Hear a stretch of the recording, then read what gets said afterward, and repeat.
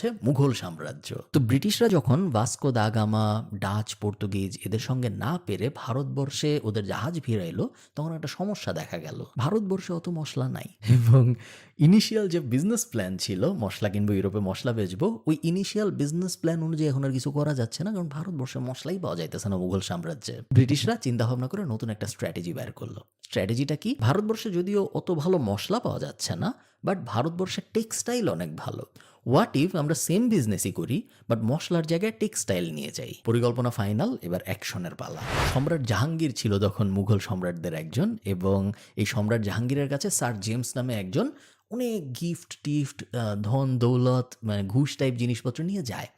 উদ্দেশ্য হলো ওনাকে কনভিন্স করা যে ইউরোপিয়ান যে জাহাজ আসছে, ব্রিটিশ যে জাহাজ আসছে, সেই জাহাজ যেন ভারতের বিভিন্ন জায়গায় ওদের অফিস সেট আপ করতে পারে এবং টেক্সটাইলের ব্যবসা শুরু করতে পারে। সুরাত, মাদ্রাজ, বোম্বে এবং কলকাতা, এই 4 জায়গায় অফিস সেট আপ করার পারমিশন পায় ওরা মুঘল সাম্রাজ্য থেকে। খুবই সিম্পল ডিল, তোমরা আসছো ব্যবসা করো, যেই ডিল আর কি মুঘল সাম্রাজ্য অফার করে ব্রিটিশদের, যে তোমরা আসছো কোনো সমস্যা নেই, ব্যবসা করো, ব্যবসার যে আয় হবে সেটার একটা বড় অংশ ট্যাক্স হিসেবে তোমরা দিবা মুঘল সাম্রাজ্যকে, এবং এই ট্যাক্স দেওয়ার পরে বাকি তোমাদের টাকা তোমরা ব্রিটেনে ফেরত নিয়ে চলে যাও, আমাদের কোনো সমস্যা নেই। শুরু হয়ে গেল ব্রিটিশদের মুঘল সাম্রাজ্যে বা ভারতবর্ষে ব্যবসা, এবং বলা হয়, ইতিহাসবিদরা বলেন, মুঘল সাম্রাজ্যের সবচেয়ে বাজে ডিসিশনগুলোর একটা ছিল ব্রিটিশদেরকে এই মুঘল সাম্রাজ্য বা এই ভারতবর্ষে ব্যবসা করার পারমিশন দেওয়া। পরের